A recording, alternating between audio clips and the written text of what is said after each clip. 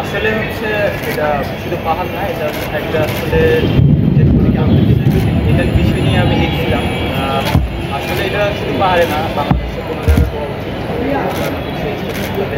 আমরা সবাই বাংলাদেশে, এমনকি বাংলাদেশের তো আমি মনে করি পরিস্থিতি স্বাভাবিক হলে এটা দেশের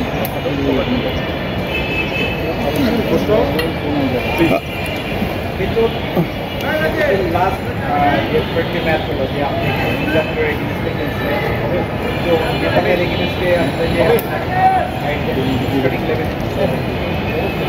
আবার 9 তারিখের ম্যাচ, হ্যাঁ, মিডল টাচ পজিশনে কতটুকু উদ্বিগ্ন বা কতটুকু কনফিডেন্ট ম্যাচটা মিতুল, আমি একটু যোগ করি। মিতুল, হয়তো ছোটোখাটো কোনো ইঞ্জুরির কারণে হয়তো ম্যাচের পরিকল্পনায় মানে না আসা যায়, তো আমাদের সবাই প্রত্যেকে হচ্ছে আমরা প্রিপারেশন নিয়েছি মেন হচ্ছে হংকং ম্যাচের জন্য। তো নেপালে যদি খেলতে পারি না, তো আমি চাইবো যাতে সামনে যে হংকংয়ের সাথে ম্যাচ এখানে নিজের সর্বোচ্চ দিয়ে আবার মিতুল, আমি একটু যোগ করি। শ্রাবণ এবার আন্ডার 23-তে খুব ভালো খেলছে, তো এই বিষয়টা আপনাকে কতটুকু প্রেশারে ফেলতেছে?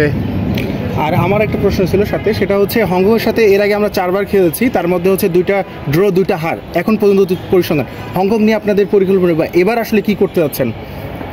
প্রথমত হচ্ছে আমাদের প্রত্যেকটা পজিশনে হচ্ছে খুবই কম্পিটিশন বেশি, তো এখানে কোনো মানে একদম খামখেয়ালিভাবে থাকার কোনো সুযোগ নেই, সবাইকে প্রমাণ করে হচ্ছে থাকতে হবে। তো এখানে মনে করি আমি আমার নিজের সর্বোচ্চ দিব।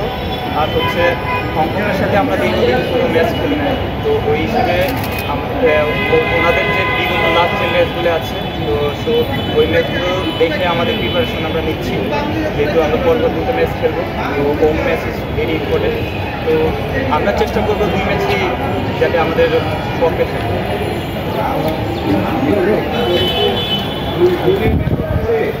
লাস্ট কোশ্চেন, চায়না 3টা ম্যাচ খেলেছে, জাপান, কোরিয়া এবং চায়না। এখানে আমরা একটা নেপালের সাথে match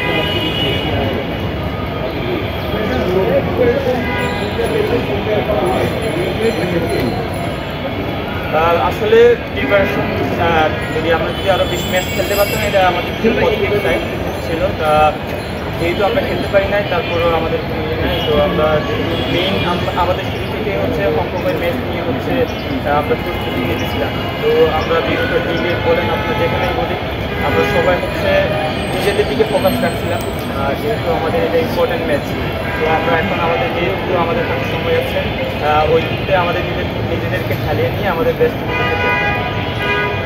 okay done, thank you. Last একটা কোশ্চেন, আচ্ছা লাস্ট কোশ্চেন।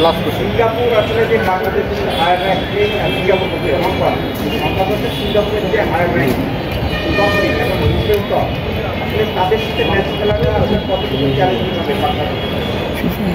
হ্যাঁ, অবশ্যই চ্যালেঞ্জিং। আমাদের সবচেয়ে বড় চ্যালেঞ্জিং হচ্ছে আমাদের যদি কোয়ালিফাই যদি করতে হয়, আমাদের এই দুটো ম্যাচ খুবই ইম্পর্টেন্ট।